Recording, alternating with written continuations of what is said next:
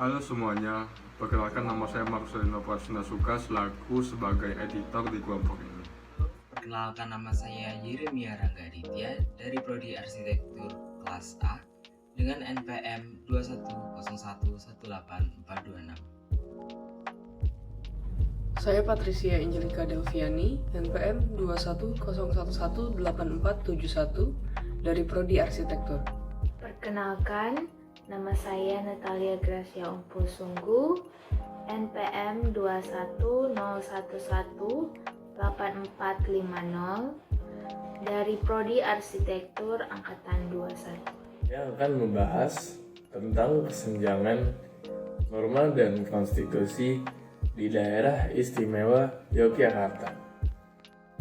Perkenalkan, saya Brian dan saya akan mulai dari apa itu norma dan konstitusi sebenarnya. Yang pertama itu pengertian norma. Norma adalah seperangkat peraturan yang mengatur perilaku seorang individu yang ditegakkan oleh pihak ketiga selain dari aparat negara melalui sanksi sosial. Bagi mereka yang melanggar norma yang bersangkutan dan penghargaan bagi mereka yang mengikuti. Jenis-jenis norma itu ada dua. Yang pertama itu norma khusus. Norma khusus merupakan norma teknis dan permainan. Contoh aturan dalam sebuah universitas. Kemudian yang kedua itu ada norma umum. Norma umum merupakan norma-norma yang berlaku secara umum dalam kehidupan bersama sebagai pedoman dan pengendali tingkah laku dalam pergaulan sosial di masyarakat. Kemudian, norma umum itu ada macam-macamnya, yaitu yang pertama, norma sopan. Norma sopan santun merupakan tata krama yang muncul dari kebiasaan yang kemudian menjadi kecenderungan kebanyakan orang dalam suatu kelompok. Kemudian kedua itu ada norma hukum. Norma hukum adalah norma-norma yang tertulis berlaku dalam hidup bernegara dan bermasyarakat. Kemudian yang terakhir itu ada norma moral. Norma moral berada di hati nurani kita yang berfungsi untuk memberitahu kita mana yang baik dan mana yang buruk, mana yang benar dan mana yang salah secara moral. Kemudian itu pengertian dari konstitusi. Konstitusi merupakan permulaan dibentuknya segala aturan di dalam sebuah negara. Konstitusi adalah norma yang menentukan dan mengatur eksistensi sebuah negara. Dalam ketatanegaraan terdapat dua macam konstitusi, yaitu yang pertama, Undang-Undang Dasar sebagai hukum tertulis. Nah, Undang-Undang Dasar ini membuat hal-hal yang bersifat mendasar, di mana undang-undang bersifat lebih tegas dibandingkan dengan hukum tidak tertulis. Kemudian yang kedua itu adalah konvensi sebagai hukum yang tidak tertulis.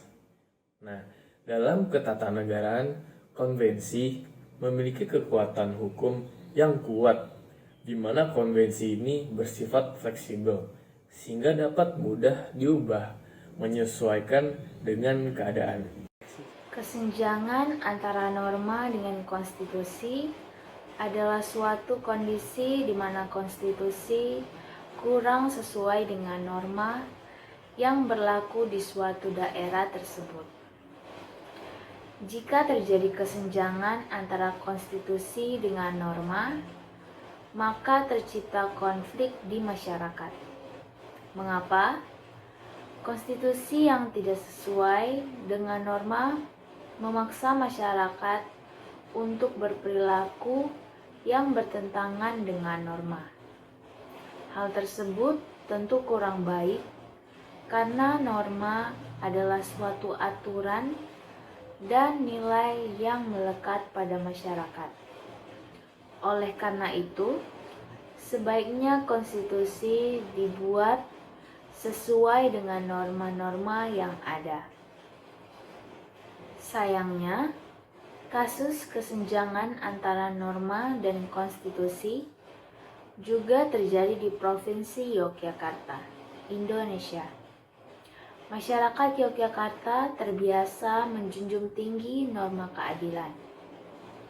Masyarakat Yogyakarta terkenal ramah, sopan, dan adil terhadap siapapun tanpa membeda-bedakan latar belakang dari seseorang.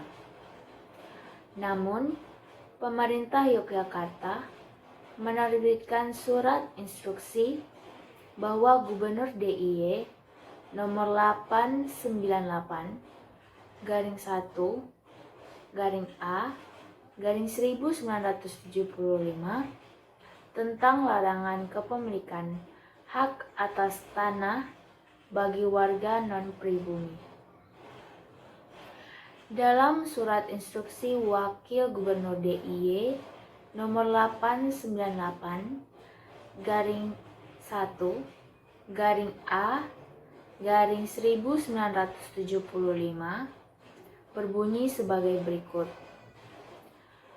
Guna penyeragaman polis pemberian hak atas tanah dalam wilayah daerah istimewa Yogyakarta kepada seorang warga negara Indonesia non-pribumi, dengan ini diminta apabila ada seseorang warga Indonesia non-pribumi membeli tanah hak milik rakyat, hendaknya diproseskan sebagaimana biasa, ialah dengan melalui pelepasan hak sehingga tanahnya kembali menjadi tanah negara yang dikuasai langsung oleh pemerintah daerah DIY dan kemudian yang berkepentingan melepaskan supaya mengajukan permohonan kepada kepala daerah DIY untuk mendapatkan suatu hak. Surat instruksi tersebut tentu sebuah diskriminasi dan ketidakadilan terhadap warga negara Indonesia non-pribumi. Padahal, surat tersebut ada 30 tahun setelah Indonesia merdeka. Akan tetapi, penggolongan pribumi dan non-pribumi masih saja terjadi. Mirisnya lagi, surat instruksi tersebut belum direvisi dan masih berlaku hingga saat ini. Seakan-akan pemerintah daerah istimewa Yogyakarta memang berniat untuk melakukan diskriminasi terhadap warga negara Indonesia non-pribumi. Padahal, peraturan yang lebih tinggi, yaitu Undang-Undang Nomor 40 Tahun 2008 Pasal 4 menerangkan bahwa tindakan tersebut sebagai tindakan diskriminatif terhadap etnis dan ras. Peraturan yang lebih tinggi tersebut diabaikan saja oleh pemerintah daerah istimewa Yogyakarta. Pada tahun 2014, Komnas HAM juga memberikan surat rekomendasi Komnas HAM nomor 37-mediasi-8-2014 kepada Gubernur Daerah Istimewa Yogyakarta. Komnas HAM menyatakan bahwa penerapan instruksi Wakil Gubernur Daerah Istimewa Yogyakarta nomor 898-I-A-1975 perihal penyeragaman polisi pemberian hak atas tanah kepada seorang WNI non-pribumi agar tidak dilanjutkan, oleh karena bertentangan dengan hak asasi manusia. Meskipun sudah mendapat surat rekomendasi dari Komnas HAM, Gubernur Daerah Istimewa Yogyakarta juga belum merevisi surat instruksi tersebut hingga saat ini.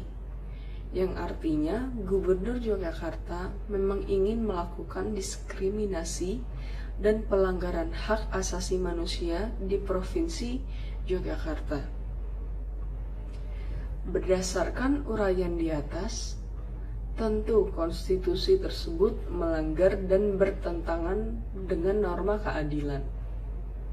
Saya yakin masyarakat Yogyakarta itu ramah, sopan, dan adil, tidak seperti konstitusi yang berlaku.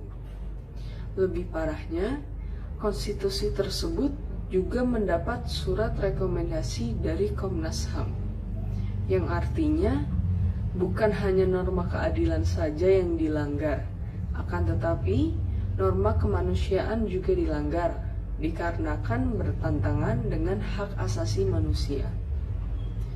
Perlu diketahui, norma kemanusiaan adalah salah satu yang dijunjung tinggi oleh masyarakat Indonesia, tidak terkecuali masyarakat Yogyakarta. Hal tersebut tertuang dalam Pancasila dan pembukaan Undang-Undang Dasar 1945 di alinea keempat. Dari penjelasan yang telah disampaikan sebelumnya, kita dapat tahu bahwa kesenjangan antara norma dan juga konstitusi ini dapat terjadi di dalam masyarakat, tanpa terkecuali masyarakat Jogja.